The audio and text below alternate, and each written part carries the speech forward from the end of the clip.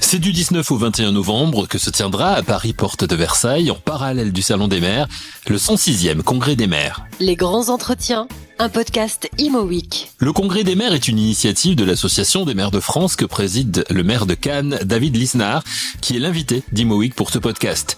Ce 106e Congrès des maires est sous-titré « Les maires, heureusement ». David Lisnard nous explique en quoi ce titre reflète la situation des communes en France aujourd'hui. Les communes, heureusement, lorsqu'il y a le Covid. Ça a été bien plus agile et bien plus habile, bien plus rapide que l'État. Les communes, heureusement, pour faire des écoles. Les communes, heureusement, pour faire des places de crèche. Les communes, heureusement, pour entretenir les rues. Les communes, heureusement, pour faire de la vidéoprotection. Les communes, heureusement, pour l'action sociale. Les communes, heureusement, pour l'accueil des personnes handicapées, l'accessibilité, etc., etc. Et on a voulu le décliner parce que on se rend compte que le modèle communal français, qui est injustement parfois décrié, est un modèle très moderne. C'est-à-dire que ce sont des cellules qui correspondent à la réalité humaine et de performance. Il y a 500 000 élus locaux, 90% sont bénévoles, il faut le savoir, et qui sont des gens très impliqués. C'est peut-être le dernier échelon civique qui reste. Et donc, il faut surtout préserver ce trésor que sont les communes de France. Et puis, les communes, heureusement, pour cela, il faut qu'elles puissent vivre. Et c'est aussi ce qu'on évoque. Pour la partie logement qui nous concerne directement et la partie construction chez Imo Week, les communes sont freinées par une réglementation de plus en plus lourde. Vous allez d'ailleurs au Congrès des maires organiser une conférence autour du SAN et ses conséquences. Dans le même temps, la situation fait que l'on vous demande dans les communes de faire de plus en plus de logements. Comment on fait avec tout ça ? Oui, vous avez bien résumé l'injonction contradictoire. D'ailleurs, moi, je le vois, je suis dans une commune qui est à 70% inconstructible en raison des plans de prévention risques majeurs que l'État, à juste titre, impose. Et parallèlement, l'État nous dit qu'il faut faire encore 5000 logements sociaux. Voilà. Ce qui est compliqué. Et donc, là-dessus, ma philosophie, c'est que tout a été fait depuis 20 ans pour que l'immobilier s'écroule. C'est-à-dire une fiscalité qui pénalise les propriétaires. Or, si on veut des locataires, il faut qu'il y ait des propriétaires. Le zéro artificialisation nette, l'exclusivité donnée quasiment en termes de permis en zone tendue pour le logement social. Donc on a tué le marché, on renvoie tous les gens vers le logement social. Et qu'en tant que maire, vous n'avez surtout pas intérêt à signer des permis pour des résidences principales, mais vous n'avez intérêt à signer que pour du logement social et que pour la résidence secondaire, ce qui est absurde. Donc ce qu'il faut, c'est de la liberté. Et vous rendez-vous compte qu'aujourd'hui, sur nos permis de construire, plus de la moitié des recours contre les permis ne viennent pas d'associations de particuliers, viennent de l'État, de services de l'État, mais qui ne sont pas de mauvaise volonté, mais les mêmes qui nous disent de faire des logements. Tout simplement parce que le droit est devenu tellement contradictoire, tellement abscon, qu'il y a toujours un service, l'Adréal ou la DTM ou un autre, qui va trouver que votre opération ne correspond pas à l'approche maximaliste d'une norme ou d'une règle. Donc on est dans le mur, mais malheureusement c'est pas un mur d'immeuble pour faire du logement, c'est vraiment un mur administratif et bureaucratique absurde. Niveau budget, l'État vous demande encore de faire des efforts. La ministre des Territoires, Catherine Vautrin, a balayé l'idée du retour de la taxe d'habitation. Vous proposez, vous, avec l'AMF, une contribution citoyenne aux services publics. En gros, c'est quoi, une taxe pour habiter en ville ou dans les villages? Vous pouvez nous expliquer qu'est-ce qui fait la différence entre cette contribution et la taxe d'habitation? Aujourd'hui, on ne veut aucun impôt supplémentaire, que les choses soient claires. On ne propose pas d'impôt supplémentaire. C'est un détournement d'opinion. On avait dit il y a 3 ans, quand la taxe d'habitation a été nationalisée, on avait dit vous allez dans le mur. L'État se met une balle dans le pied à 25 milliards par an. Tout ce qu'on a dit s'avère exact. Et à l'époque, on avait dit il faut revoir la fiscalité pour baisser les prélèvements obligatoires, puisque plus la France a supprimé d'impôts locaux, plus il y a de prélèvements obligatoires. Il faut quand même qu'on se pose cette question. Mais le centralisme, ça ne fonctionne pas. Autrement, l'Union soviétique existera encore, la Corée du Nord serait plus riche que la Corée du Sud, c'est pas le cas. Donc, là-dessus, nous, ce que l'on avait dit à l'époque, il y a 3 ans, c'est que cette fiscalité qui ne pèse que sur les propriétaires, elle est injuste moralement, elle est inefficace sur le plan financier, et en plus, l'État s'est mis cette balle dans le pied de la compensation de la TH. Donc on avait dit, ce qu'il faut, c'est qu'il y ait un impôt résidentiel équitablement réparti. Donc on a placé une contribution universelle qui soit payée par chaque habitant. C'est pour participer aux services publics locaux. Et l'avantage de cela, c'est qu'en plus ça responsabilise l'habitant. Plus l'habitant est responsable de la dépense, parce qu'il la paye en tant que contribuable, plus il vous incite, vous élus, à être sobre dans la dépense. Enfin, il faut créer de la compétition même. C'est tellement évident. Il n'y a qu'en France qu'on ne comprend pas ça. On croit que quand c'est l'État qui gère, c'est plus efficace. Moi, en tant que maire, je veux que les habitants me disent bravo, vous baissez les impôts. Aujourd'hui, oui, j'aurai des propriétaires qui vont me dire bravo, monsieur le maire, qui vous augmentez les impôts, mais les propriétaires, c'est la moitié de ma population. Pas normal que tout le monde ne soit pas concerné par la dépense locale. Et c'est ce qui, paradoxalement, permettra de baisser la pression fiscale. C'est la responsabilité. Pour terminer, une dernière question. Quelles sont les relations aujourd'hui de l'AMF, des maires en général, avec l'Élysée? On entend dire que cette année, la soirée traditionnelle des maires à l'Élysée serait annulée. Alors moi, j'ai demandé à ce que ces soirées n'aient pas lieu. Donc je me réjouirais qu'elles soient annulées. Ça fera faire des petites économies. Et puis, je trouve qu'à un moment donné où on nous dit, nous, de dépenser moins, toujours moins, ça sera bienvenu. Voilà. Et puis, c'est le congrès des maires, il est porte de Versailles. Donc moi, je trouve ça très bien. Si c'est le cas, je ne sais pas. La relation avec le Premier ministre, elle est très bonne, hein, parce qu'il est très respectueux, indéniablement.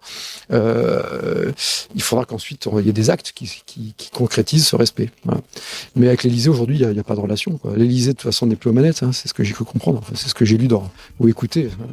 Il n'y a plus de relation directe donc, du moins pour le moment, entre la présidence de la République et l'Association des maires de France. C'est ce que vient de nous dire David Lisnard, maire de Cannes et président de l'Association des maires de France, que l'on remercie.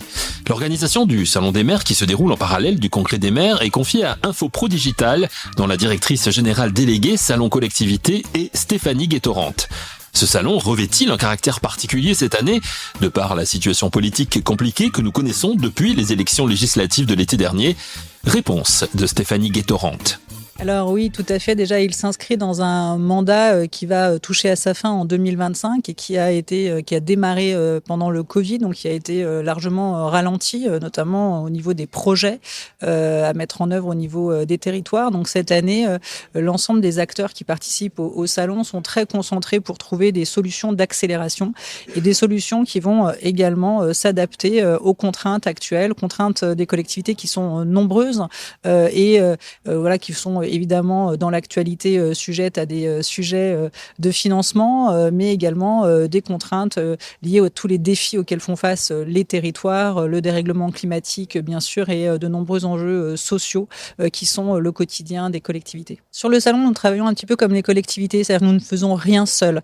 Nous appuyons à la fois bien sûr sur les élus, sur leurs équipes, notamment les cadres territoriaux, puisque nous collaborons évidemment avec l'Association des maires de France, avec aussi de nombreuses associations d'élus, mais également avec les associations des cadres en charge des différentes compétences des collectivités, que ce soit sur la sécurité, sur l'environnement, sur la culture ou encore l'éducation. Et puis nous nous appuyons aussi sur des associations professionnelles qui fédèrent des entreprises et en fait avec l'ensemble de ces partenaires, nous construisons un programme pour, en fonction des enjeux de l'actualité, proposer un panel de prises de parole qui sont autant de partage d'expériences, de mise en avant d'initiatives et également un partage assez naturel de problématiques, puisque sur ce salon, on parle de tout, à la fois de ce qui se passe très bien, mais aussi de ce qui se passe pas bien, puisque ce sont souvent de ces difficultés que nous arrivons aussi à faire jaillir les plus belles innovations. C'est dans ce sens que l'on entend dire souvent que ce salon est une boîte à outils pour les maires, les présidents d'intercommunalités qui sont présents. On sait qu'il y a 498 000 élus en France. C'est un salon qui doit être utile. C'est un salon annuel. Chaque année, nous renouvelons l'ensemble de l'exposition et la programmation pour que, quel que soit le projet, la préoccupation avec laquelle vous arrivez le 19 novembre, eh bien, vous repartiez plus riche de ces solutions, de ces partenariats qui vont vous aider dans votre quotidien. Voilà, donc c'est un moment de rassemblement où l'ensemble des collectivités et acteurs privés présents ont de nombreuses occasions de pouvoir échanger et construire ensemble, voilà, les solutions à mettre en œuvre dès aujourd'hui. Vous êtes aussi, Stéphanie, avec vos équipes en charge de l'organisation du CIMI qui se tiendra du 10 au 12 décembre au Palais des Congrès de Paris. Un mot sur cette édition 2024 ? Mais cette édition, effectivement, a été travaillée par notre équipe de la même façon, en collaboration avec de nombreux partenaires, afin d'aborder pour l'ensemble des actifs immobiliers les enjeux du secteur, des enjeux qui sont assez nombreux, puisque le climat, évidemment, et la nécessité de réduire l'impact du secteur immobilier est très forte, que ce soit sur des projets assez larges d'aménagement territoriaux ou au niveau de la rénovation d'un bâtiment.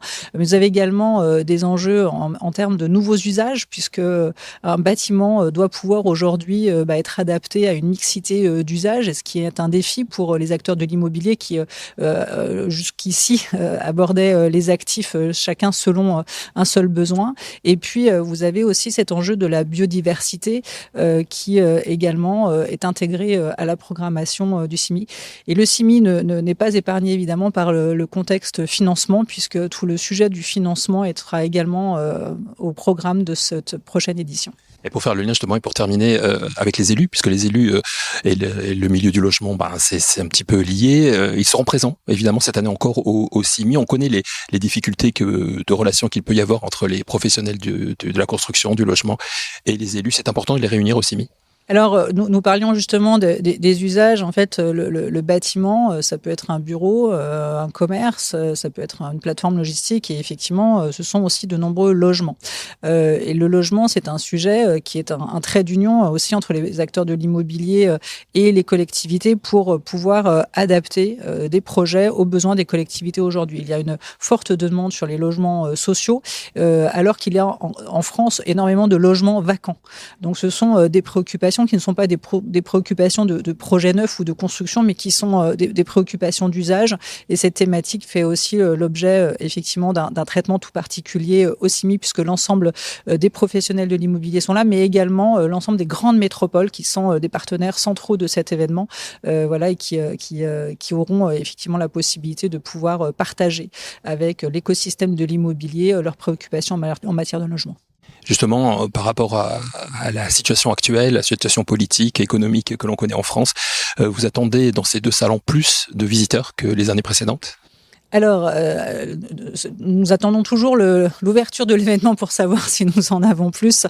Mais en tout cas, effectivement, il y a un intérêt très fort à se réunir. Et dans les périodes justement où les difficultés sont nombreuses, ces moments-là, ces salons, sont aussi une occasion de pouvoir retrouver ses pairs, échanger et trouver des solutions ensemble. Donc, il y a, je pense, une volonté très très forte, en tout cas du côté des visiteurs, de se retrouver pour aborder ces sujets-là. Et donc, les salons seront au rendez-vous pour tenir ce rôle. Le CIMI, où IMOWeek sera présent, se tiendra du 10 au 12 décembre au Palais des Congrès de Paris. Et son 6e congrès des maires, plus proche dans le temps, c'est du 19 au 21 novembre à Paris Expo, porte de Versailles. Merci à nos deux invités du jour, Stéphanie Guet-Torrente, directrice générale déléguée Salon Collectivité chez Infopro Digital, et David Lisnard, maire de Cannes et président de l'Association des maires de France. Merci à vous d'avoir suivi cet épisode. On se retrouve la semaine prochaine avec un nouvel invité pour Les grands entretiens, un podcast IMOWeek.